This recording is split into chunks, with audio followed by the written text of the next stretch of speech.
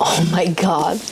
This book was amazing. This is like one of the best books I've read in so long. I need to see what people are saying about it on Goodreads. Okay. No.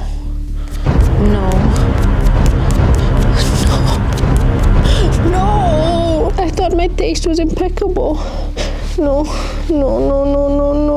They ask you how you are, you just have to say that you're fine when you're not really fine, but you just can't get into it because they would never. Hello everyone and welcome to my channel, or welcome back to my channel. If you're coming back, hi, I missed you and I love you. Now, don't lie to me and say that never happened to you, because we all know the pain of thinking we've read a masterpiece and then we went to Goodreads and seeing people destroying it in the reviews. It is a painful and humbling experience, especially when the points they're making, they're good points and you're like, this book is trash and actually my taste is trash. So because I am sadistic, I thought I'd make myself go through that today over and over again by reading bad reviews of books that I love. And this is a moment when you have to pause and like the video, because it's probably gonna feel the same as going to someone in real life that's reading your favorite book and saying, oh my god, I love that book, and them saying, it's alright. And this is going to be especially interesting for me because I rarely look at reviews nowadays just because of this sole purpose. But let's stop stalling and jump right into it.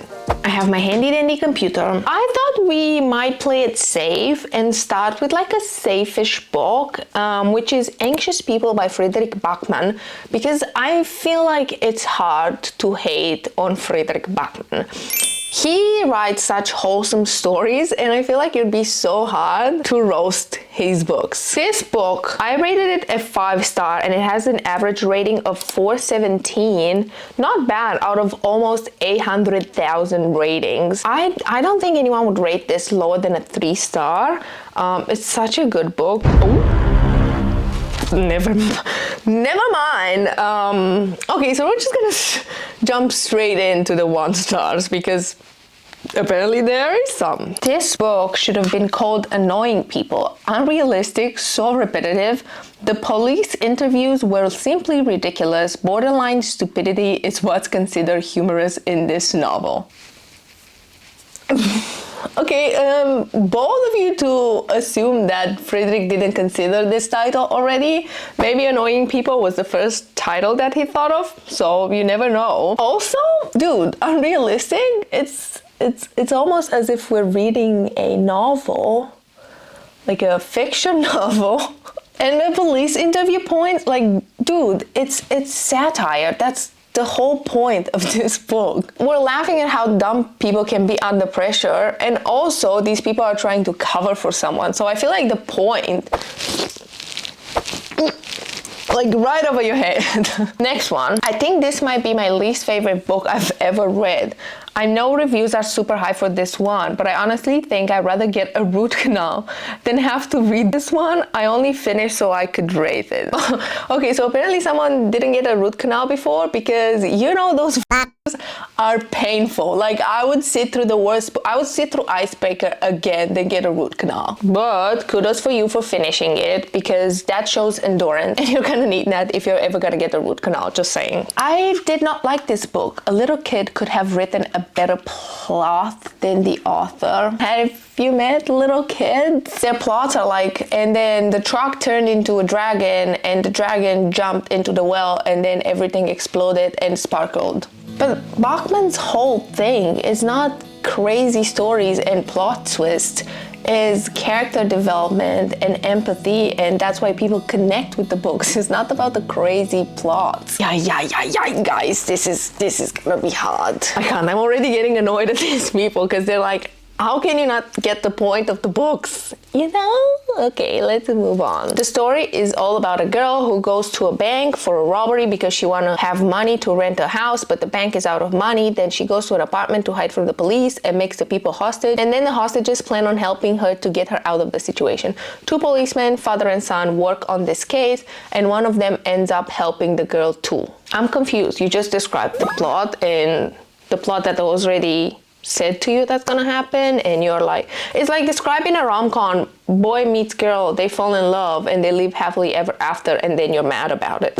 And honestly, this book leans on absurdity to highlight human connection. And if you only look at the surface plot, you're gonna miss everything that's going underneath. Like, I don't think this is a book about bank robberies and someone helping someone. It's about anxiety and depression and how people can cope in crazy like situation with it, and just like about human connection in general. If you're going into this expecting a crazy bank robbery story, you're not gonna get that. One more. The writing is the equivalent to when I go to a party and try to be cool and mysterious, but I just come off as autistic. Yes, the amazing critique of this book reminded me of me, and I don't like me, so I don't like this book. What do you mean? But let's read one more. DNF, it seems boring and silly. I realize people love it, and it's a movie, and even more... What? DNF, it seems boring and silly. I realize people love, and it's a movie, and even more now love it. I thought I tried, but not for me. Bro, this reads like you smashed your head into the keyboard and then just post. Did you DNF grammar too? Like, can you at least double check your review before trying to trash another book for being bad? I'm gonna move on, and I think that's it for anxious people. I think it's safe to say that a lot of people go into this book expecting a crazy robbery with plot twist, like expecting a heist or something, and they miss the whole point of the book, and that's why they don't end up loving it. This is like going into, I don't know, Pride and Prejudice and expecting it to be like a thriller, or I don't know. It gives me the same vibes. Now, the next one, I feel like it's a controversial one. I hear a lot of mixed opinion about this one, and it's Butter by Asako Yuzuki. And I feel like this book can be boring for people if you're going into it expecting like a crazy crime. I feel like a lot of people might have picked this one up expecting a crazy crime thriller and were disappointed, when in fact this book is about highlighting the crazy expectation that female have in Japan, and about their weight, and about how they should behave, and just, I think that's the substance of this book, and I feel like a lot of people are gonna miss that again. So let's get into it. DNF, you know when you look up a recipe online and some point there is a little bit of text in front that you always skip to read? This was this book. It's just boring long description of fruit preparation with no plot. Too bad, because the cover looks amazing. Ah, yes. Thank you for comparing amazing literature to your late night Google search for a snack. There's a squirrel. Hello, squirrel. Oh my god, oh my god, oh my god. Hello, I got your camera.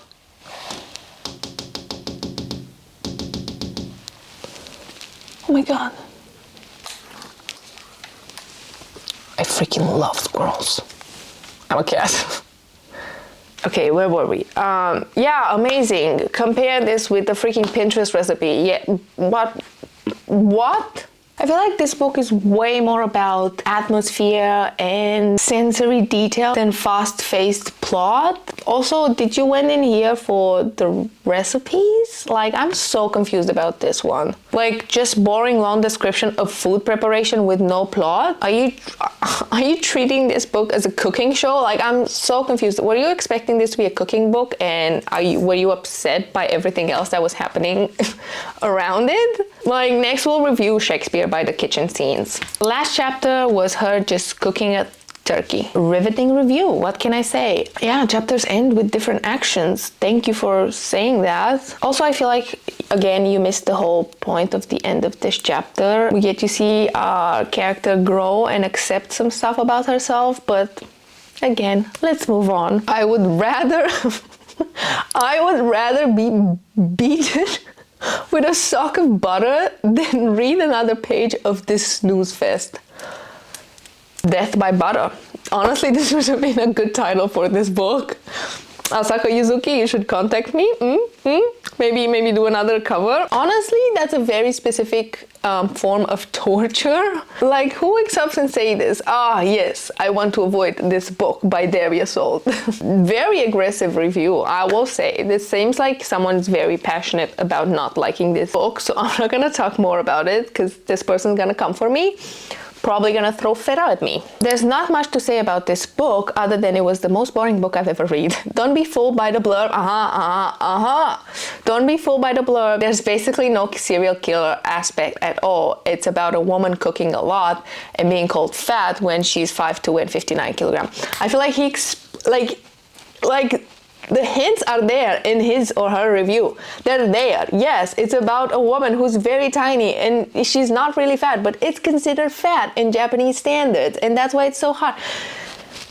And I told you there's gonna be someone here expecting like a serial killer or like a murder story or like a true crime podcast from this book. It's clear that you're expecting some Hannibal Lecter type of book, which this is not it. And this, and like, Yuzuki explores like social pressure subtly while still integrating a little bit of the serial killer story. This is a commentary of life and society, not a whodunit. Let me get this straight for people out there who still want to pick this one up. Yes, it does have a lot of that slice of life, mundane things, but if you enjoy that, this is gonna be the best book for you. I adored it. I don't think this was in the murder area of the bookstore, so I think that's on you, but yeah, let's move on. Made it 250 pages and couldn't go any further. The plot was dry, felt it barely touched any reference to crime murder, which made me not excited to pick up the book. Got it as it had such good reviews. Barely touched any reference of crime and murder. Maybe that's because it's not a thriller. Imagine judging Pride and Prejudice by the lack of serial killers. It's the same freaking logic. Like, it's the same energy. She thought she was butter, but she was only margarine and she melted. Jokes on you, I'm actually Eastern European and I love margarine. That shit flows through my vein. This is not an insult for me, so moving on. Same feeling as when you try to use the microwave to quickly soften butter, but instead it melts and ruins your recipe. Fluffy cookies, better than crispy flat cookies. Now see, I'm going to ignore this literary critique by kitchen appliance comparison and just say your opinion is trash because you said fluffy cookies are better than chewy, like flat cookies. Like fluffy, like that's a muffin. That's not a cookie anymore. So I'm just gonna ignore this just because I know you have trash taste. And with that, I think we should move to the next book because I feel like this has the same opinion over and over again where people misjudge this book by thinking it's gonna be a crime thriller, and that's not what the book is. So next one, it's definitely an older published book, but to me, I just discovered it and I love it so much, which is Eleanor Oliphant is Completely Fine. I don't know, the awkwardness of the book and the awkwardness of Eleanor and just watching Eleanor grow up and just overcome her trauma, because yes, there is trauma in this, and I feel like people are afraid of reading real stuff nowadays, or just they're afraid of reading, like, I feel like, you know what annoys me about people nowadays? Because they'll be so open about reading dark romance and about reading someone raping someone or something like this, and they're just gonna say like, oh, this helped me overcome my blah blah. But then when it comes to a serious book without like sexy scenes that cover some sort of trauma, they're like, oh no, this was too much. I feel like some of these should make us uncomfortable and help us understand some about us or about some other people, and it just, I don't know, it feels real when you're reading about something like this. DNF read few chapters, couldn't stand the characters, and the way the book is written was so pretentious and no one speaks like that in real life. Had to DNF. I feel like this Peach, this might be an American who, I don't know, I might be talking out of my Boomba, but this might be an American because this is supposed to be set in Ireland and it's supposed to have like British Irish slang, so maybe that's why this felt like this for something. But yeah, the classic, I didn't even finish it, but here's my rating anyway. The book takes its time to develop the protagonist and its quirks, and I do feel like you're feeling it's easy to hate Eleanor in the beginning, but I feel like this one is like, this book has such a reward by the end, and oh my god, I don't know, it's intentional character building, and I feel like you have to stick through it. DNF didn't like the same way I didn't like A Man Called Over.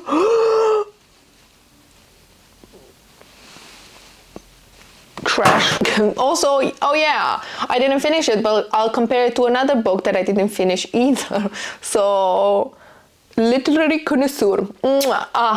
These two books that you mentioned, they're both books that are focused on character-driven stories. They have subtle humor and they're intentionally slow burn, and that's clearly not for every reader. But I feel like you should, I don't know, I don't think, anyway. Next. Took me an entire effing month to read this, and I hated every second of it. A month for a book? Sorry, buddy, but that's not the book's fault. Let's move on from that one. I did not enjoy any part of this book. The entire thing was mundane and uneventful. Eleanor was unlikable. I don't know, guys. I feel like I'm repeating myself again. Yes, she's unlikable because she's supposed to be unlikable in the beginning, and you're supposed to see her struggle, and you're supposed to see her grow and like become a better person and overcome her personality traits. And also, yes, it's again that slice of life that I feel like is not for everybody, but I feel like a lot of people again missed. I don't know, they were expecting a romance story, or I don't know what they were expecting, but I feel like this book delivers on what it's saying it's gonna deliver. Now, the last two books are two fantasy books, and one is a recent read and one's an older read. But first, it's Night and the Moth by Rachel Gillick, because I feel like this has been a very anticipated read for a lot of people in the bookish community, and for me as well. Let's see what other people are saying about it. Stunning cover, interesting and well-written start, and the gargoyle was the best character. Those were the good parts. But I had to switch to the audiobook to, this one is a long one, but I had to switch to the audiobook to keep going because reading it was making me fall asleep. And I still got only about halfway through before I decided enough is enough. It's so horrendously dull, and I can remember right now is that frat party fantasy weed smoking scene with the diviner, which kind of set the tone for the rest of the book for me. It was way more juvenile than I thought it would be, while also trying to be dark and serious. The writing was so, how do I describe it, odd and flowery in a way that had me going back to reread the whole pages because I kept getting confused about what was going on. Reminded me of When the Moon Hatched, although that one was way worse. Okay. I do agree that the flowery writing is not for everyone. That's not the book's fault. It's just some people have different preferences. For example, I loved When the Moon Hatched, and I loved this about Night and the Moth, the lyrical writing. That being said, the weed scene took me out of the story as well, and I was like, this doesn't fit in this book, but let's finish reading this. The FNC, I can't even remember her name. What was the FNC name? Fuck. This is a very forgettable book. I must admit. I might not have liked it as much as I thought I would. Anyway, I can't even... Sybil was her name. I can't even remember her name, but had no personality at all. Yeah, I do remember she was quite boring for me, and like her views were changed very easily. The guy Rory was unbelievable, unlikable, and rude, and there was a part where he made inappropriate jokes while the FMC was in clear distress, and it gave me the biggest ick, but apparently he was hot, so it's fine. Wait a minute. Guys, I'm starting to agree with this review. Because I do feel like we've kind of doing the correct morally gray man in fantasy nowadays apparently is really hard, because he's either too freaking mean or he's not morally gray at all, and I feel like it's a very, very fine line, and I feel like Rory was a mean one. Basic baddie goes to Middle Ages. We don't like violence but kick everyone in the crotch. If I hear oi one more time, I'm gonna die. I agree with that. With hate from a high fantasy reader. Rachel Gillick and the Shepherd King duology, amazing. But I feel like now, I don't know, now reading this, I'm like, this reviewer might be right. Anyway, let's move on. DNF 21%. wouldn't give a rat's ass if anyone in this book lived or died. This was a poorest man from Blood and Ash. I didn't buy anything. I was being sold in this book. Honestly, this one's a shit review because From Blood and Ash is shit as well.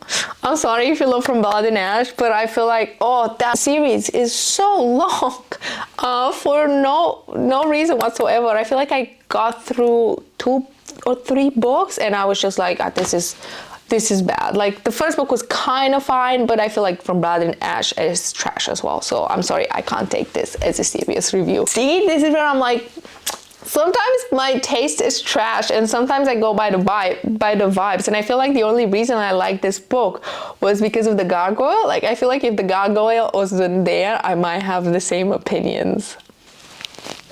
Okay, let's move on. I wanted to take one of the most popular romanticities out there, Acotar, and check out the bad reviews because when I first read this, I was mesmerized. And that's because that was like years ago when, I don't know, the total of the books I've read at the time was 10 probably, and this was the first time getting back into like adult fantasy and the first time seeing like a plot, like I don't know, I feel like I was like, this is why this series is so popular, because a lot of people are seeing it's popular and people who are not readers anymore, and they go into reading by picking this book up, and of course you're gonna be like, whoa, you haven't read in so many like years, you're like gonna be mesmerized by any like decent plot. But now thinking about it, I feel like I wouldn't like Acotar as much, and I feel like there would be a lot of toxic and red flags in there, and I feel like Farah would annoy me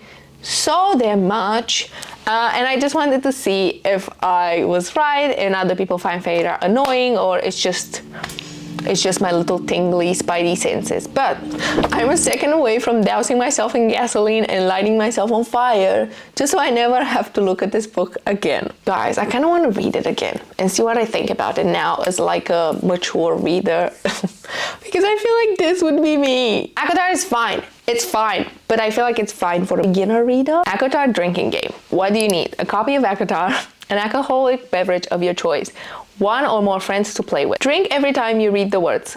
A shiver went down my spine, my knees buckled. In a heartbeat, I would never be able to paint. Male or female, smirk, snarl, prowl, purr. We should definitely add watery bowels to this. Take a shot every time Tamlin or Rhysand's overwhelming sexiness is mentioned.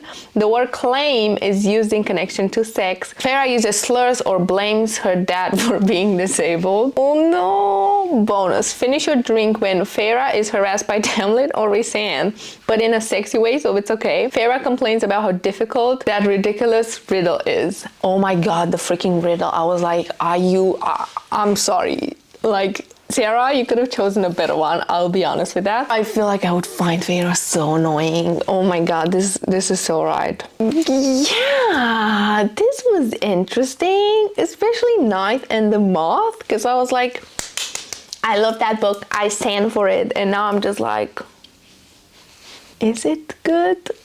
Or is it just the hype and the marketing that made me convinced that this has to be good because it was so popular? Also, let me know if we should do a part 2 of this, because I'm questioning my core beliefs and I'm questioning my taste in books. But yeah, let me know if we should do a part 2. Make sure to like this video and subscribe to my channel if you enjoyed it, and I'll see you guys into the next one. Bye!